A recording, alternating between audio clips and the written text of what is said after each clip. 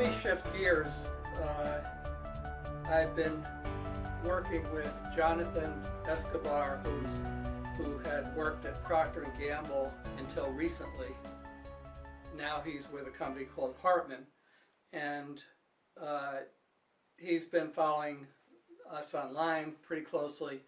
And Jonathan contacted me about being part of an offsite where they were reviewing their lean system, which they had been at for a couple of years, mainly just his activities in Hartman.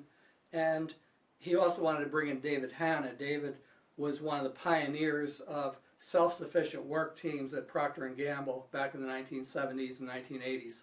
He wrote a book about it. I used that book in my course, so I was excited to meet David. He was famous to me. And we did this offsite together, and we spent a lot of time comparing the Procter & Gamble self-sufficient team system to the Toyota work group. And here you have a picture of what they call self-sufficient units, which some call self-directed work teams. David does not believe that the teams should be self-directed and can be self-directed. They need to be led, but they need to have a whole set of responsibilities that are their responsibilities, that are somewhat autonomous within the group. So they divided the plant into what they called units, self-sufficient units. You might call them focused factories, that is factories within a factory for making different products, and they had their own set of equipment. And in Procter & Gamble, this is largely automated equipment. It's a process industry, making things like Bounty, paper, rolls of paper, and the equipment needs to function at a high level. And people aren't physically doing much. There are some loading and unloading perhaps, or moving boxes around, but mostly it's automated processes. So the teams themselves are responsible for all the daily operations, and they have operational resource sources for all the major functions of their team, like a factory. So they're doing a lot of their own human resources, training, quality, safety, productivity improvement, equipment maintenance. It's all happening in the team. And the teams are very flat, and they don't have this ratio of 1 to 5 that you see in Toyota. They called it the technician concept, and I don't know where that came from, but certainly the people who are workers in the P&G plant are operating at a fairly high technical level because they have to be able to do a fair amount of maintenance on equipment and keep the equipment running.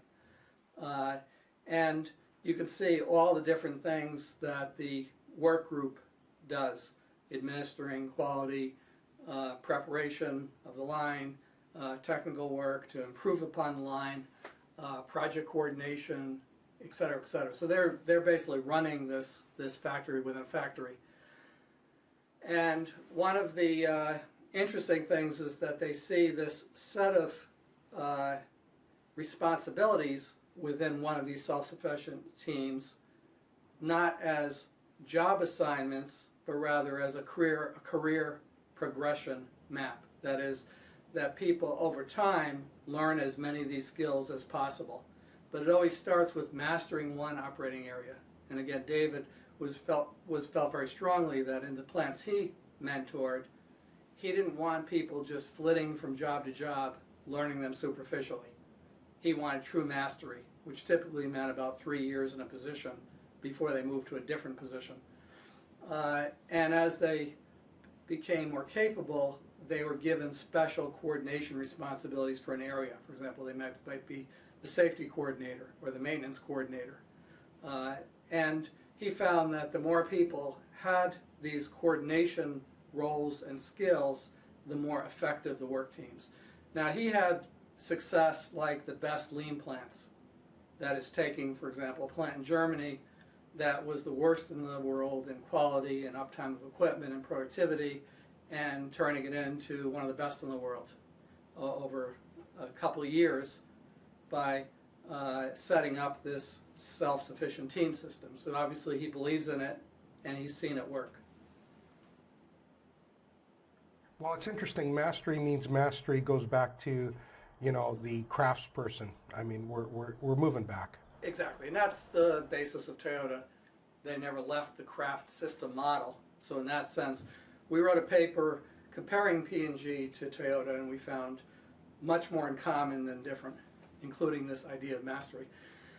So this is from some research by a team at Harvard, and they were studying this self-sufficient team system back in the 70s and 80s, and what was happening. And what we're seeing is that if the teams were well led, if they were supported, then they would develop increasing capability, and they would take on more and more of the traditional role of the supervisor.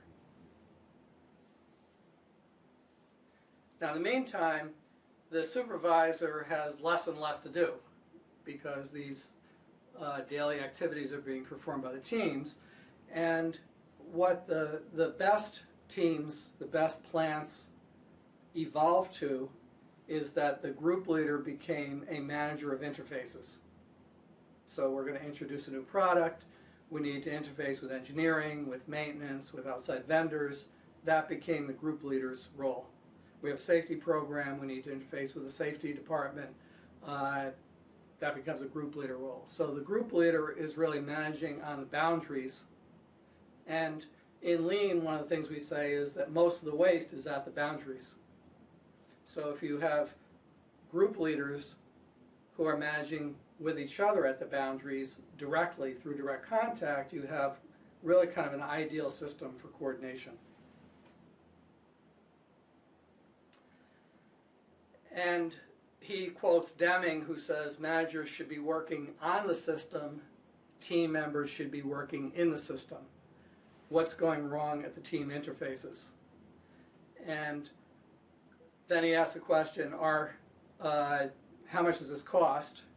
What can be done to eliminate the cost? Who should do it? These are issues that come up on a daily basis. How can we fix this issue in a low-cost way?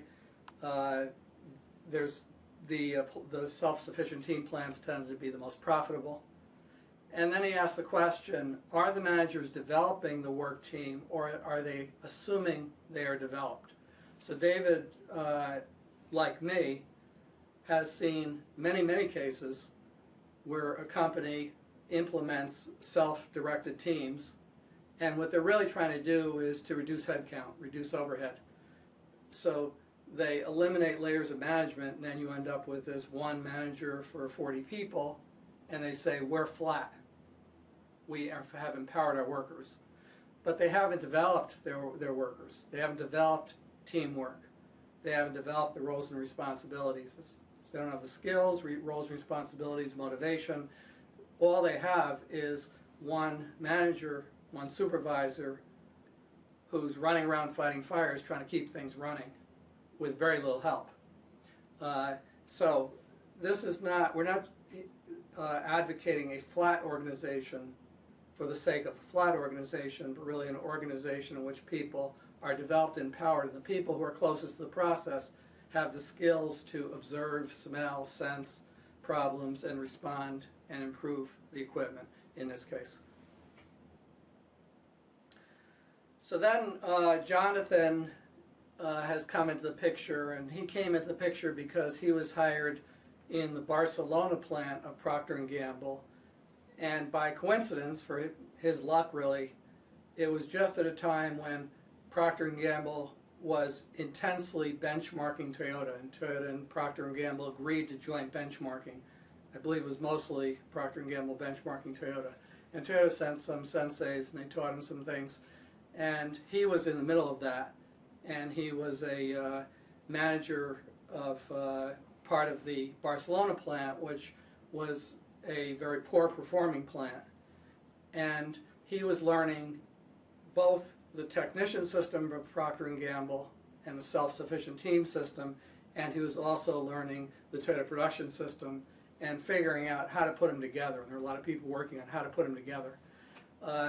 They ended up with this model where they said really the heart of the system is people who are growing, and then what they learned from Toyota was plan, do, check, act, systematic problem solving, the use of metrics, the use of visual management, the daily management system, Kaizen and problem solving, how to run to a target on a day-to-day basis, look for deviations, respond. So what he shows is on the left, there's a run to target daily management system where we're running to meet the daily production, and we're keeping track hour by hour and responding as the day goes on. And when we see, we select a few problems to solve, sort of like the and-on. Well, they put in an and-on. So it's a more reactive system of reacting to problems, but then solving some of those at the root cause.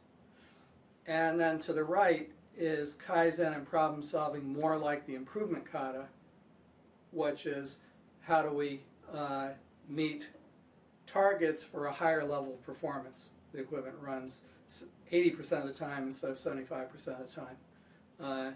We use 20% less material, less lost material, things like that. And both of these are going on simultaneously. And then I had introduced Hartman to the kata method. When he brought me and David out. And they started to adapt that to their system and add that to their system as a way of developing people to use PDCA. So all these things are sort of working together. And I have a few photographs. So I got a question for you on the SDCA. Now, study, do, check, act, is that what we're talking about? Yeah, and I'm not sure. This is something that P&G developed, but what they're saying is that the run to daily target system is a more reactive system. That something happens, the machine breaks down, and then we study what happened. And then we follow the Gotcha. So rest of the if I made the analogy of we're driving in a car, we're looking in the rear view mirror, what happened, what do we need to fix, that's the study, do, check, act, or SDCA. And whereas Mike Rother is looking in the forward windshield. Exactly. And setting a target and then moving toward that target. Great analogy. Okay. So this is an example from now, again, Jonathan's at Hartman, a different company, also in medical products business, also a process industry. And he's been using boards like this that he's found very powerful. This is a different type of board. I haven't seen something like this in Toyota. But what you see there is at the top there are pictures of team members. These are the technicians, highly skilled people who can repair equipment, for example. And each individual is expected to have one or two projects that they're working on for the improvement process. It could come from something we saw in the rear view mirror or something in the forward mirror. Ideally it's in looking forward. But the team member has a part of a production line that they're responsible for, and they see something that needs to be improved, and that becomes the Kaizen that they're going to work on. They've selected that to work on. They make up a card and they describe what it is they're trying to accomplish, and then they have to follow this through PDCA. That individual becomes the learner and follows that through. There's a Nemawashi stage, which is the stage at which all the team members will add ideas to this card, and you can see different color coding for the status of the project. So what you're seeing is as the card moves down, it's moving through PDCA until it's ultimately reflected in new standards that are executed and audited and checked, and they become part of the process. Now these projects are not trivial. For example, one of the things they're trying to do is reduce waste. And they may see that we have a very long conveyor line and we have a lot of work in process and we want to reduce that, and they may change the whole conveyor system They may see that the machine is breaking down, and there's a reason for that in the physical setup of the machine, and they may work with an outside vendor to redesign the equipment. So they're doing what would typically be called manufacturing engineering, and it's being done by hourly technicians. And here you see that they also have a daily, what they learned from Toyota, and then it got reinforced through the Toyota Kata system is the coach and learner method of coaching, and now they're using the Kata, the coaching Kata as their coaching method, and they're finding that really has added a lot. So when I asked Jonathan, what did the Toyota system add to what was a pretty successful system already within Procter & Gamble, he said it added the discipline of problem solving. We follow through on our improvements. We're doing improvement every day. We're creating standards, so we sustain the improvements in standard work. And all of that was missing from the technician system in the past. So it's been another big step forward from his point of view. And now he's bringing this to this other company, Hartman. Is this board run by one coach? It's run by there will be a someone on the team is responsible for the board. So again, they have these coordinator roles.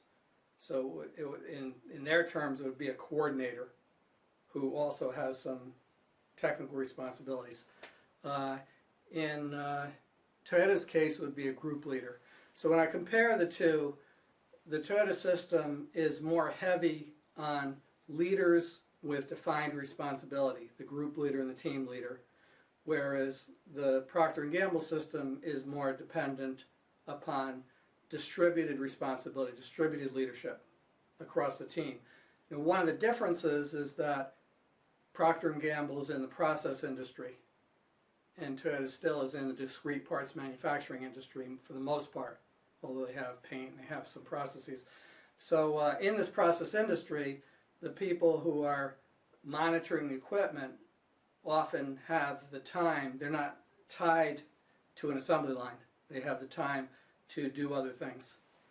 This is showing another line, a coating line, and you can see that they've got a different looking system, and Jonathan has made it clear that he's not going to define for them, this is how you need to set up your board, here's how you need to set up your visuals, and this particular group has put all the spare parts autonomously managed by the team right next to the line, and that was one of their Kaizens.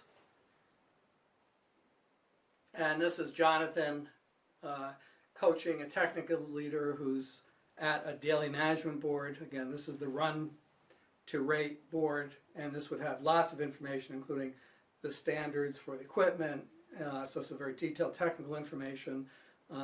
You see versatility charts that show who's trained in what. You see performance indicators, and again, Jonathan's there to act as a third coach to coach this technical leader who is himself a coach to a learner. This is just one example of a Kaizen, but there are many. In this case, they had a big tank, and it was touching the wall, and they had to literally get a forklift truck and move it out from the wall in order to do maintenance, and then put it back. And the Kaizen is fairly simple in a sense because they had to they decided to put it on wheels. But you can see they had to build things, and it was not a trivial exercise to implement, but it was all done by the team. And the change was from a 480-minute job of cleaning this machine to 20 minutes. And this is just another different board. In this case, this is for the what they call the Hoshin-Conry system, which is the case of looking in the front view mirror, in the front windshield, and having clear targets that are set for the performance of that self-sufficient unit. and they're working on bigger projects. And that this is set up with obstacles, the current state. It looks like the improvement kata, and that's because they've been, again, adopting that more recently as the way to turn the Hoshinkanri objectives into real projects. And they've been finding that extremely useful for developing PDCA skills for challenging objectives that are tied together across levels of the plant. And then this is going back to Hastings, where Bill Cosentino is working, where they now have a team leader structure showing the advanced group, that is the director of operations, and in this case, in the early stages, he was a learner, and he had a coach, and he had a second coach, and well, you're seeing the vice president of operations was the coach for the director of operations, and the union chair was also part of the advanced group that became the task force that is spreading the kata and deciding what speed, who's next, who's ready. And when they decided to introduce the team leader role, this is the group that was leading that experimentation. Yeah. You know, that union chair, I look at that and I think that's genius. It's just genius to have somebody there from the union side to say, okay, I know who's going to be successful next. Yeah, yeah, and this is the union chair is part of the decision-making team, and obviously has a different point of view and is focusing on the workers. And what you want this advanced group to do is be a continuous improvement body, but their target condition is spreading the kata, developing the coaches, developing, getting the leaders to self-develop their improvement capability. But they don't know. They know what they'd like. They'd like 100% of the people well-trained in improvement and systematically using the scientific method every day to achieve all their targets for safety, for job security, for profitability, for all the things that the company and the union want. So they have, in that sense, common goals. But they don't know how to get there. There's this zone of uncertainty. They don't know up front how long it's going to take to develop effective team leaders. They don't know what kinds of training is necessary for effective team leaders. They can see what Toyota does, and they're working with people who work for Toyota, but that doesn't mean that's going to work in their company in the same way. And Toyota was in a different situation, where they had all these Japanese coming over, hundreds of them, and it was blitzed, and they were launching a new plant. And then once they launched the new plant, they had this whole army of people who were well trained, who they could send to the next plant they opened. They're starting from scratch with an existing culture that's already very strong. So they understand that they need a continuous improvement process that's systematic, that's got a clear direction in order to change the culture to a culture of systematic problem solvers. And the key resources are the methods, which is the IKCK, and then the organizational structure, which is having the right people in the right roles, along with time for deliberate practice. These are the three keys. And again, when I talk to Bill Cosentino, has been driving a lot of this, and he was always a little bit uncomfortable when he first started working on the kata, because he saw the work team structure, the work group in Toyota, as being so critical to daily improvement, to the experimentation. He saw the things happening in Toyota that the improvement kata and the coaching kata are trying to achieve, but he saw it happening because of the group leader and team leader structure, and that was missing from the companies he's working with. So now he's spending a lot of time thinking about the kind of organizational structure that will facilitate the culture of improvement that they're trying to. Wow, and I hope to learn more from him as time goes by, absolutely. So what did we learn, or what did I say at least, or try to communicate? One is that daily Kaizen requires skilled leaders who have self-developed and they have learned to coach. And again, I argued that's missing from most organizations. Bill noticed that, and he's trying to rectify that with some of his clients. And daily Kaizen requires time to coach and practice and learn. And that can happen offline, for example, in quality circles. It can happen during a work day. Team leaders, if they're offline, have some extra time to do some extra coaching, to substitute for people while those people are offline learning. And so you need some Slack resources. Daily Kaizen is facilitated by visual management. So you saw in the case of Hartman, visuals every place. Big boards and color-coded things and charts and graphs, and it's all at the work site. The improvement kata and coaching kata are ways to turn these sometimes meaningless daily huddles into productive learning sessions. And then flat organization structures, which are characteristic either of traditional organizational structures that are top-down or of what people sometimes call self-managed teams, often lack the time and resources for coaching, effective teamwork, and problem solving.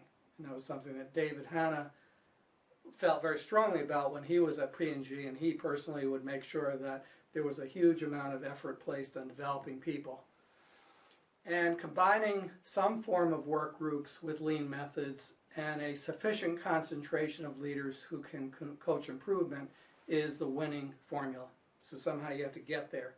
Now, what I learned from Herman Miller, what Bill's been learning, is you can't start out there. You can't wave a magic wand. You can't mass train people in this way of thinking. It has to start someplace, and it's best to start at the top with an advanced group, with some advanced learners who are in a position of authority, and they have to develop to a point and do the improvement cut enough so that they've mastered enough so that they can become coaches and can also accurately read the maturity of people in their operations and decide when we're ready to go on and experiment with the organization structure itself to achieve the right kind of mix of leaders and coaches and learners. Well, then we go back to how is this done, and the best answer is it depends. Exactly. Okay, depends on the organization. All right, I'm going to turn it over to Edda. If she's got any questions, she can ask. And I'm going to promote almost everybody in our group here, so please write down your question and then take yourself off mute when I ask you to, and then ask the question, put yourself back on mute. So Edda, why don't you start us off?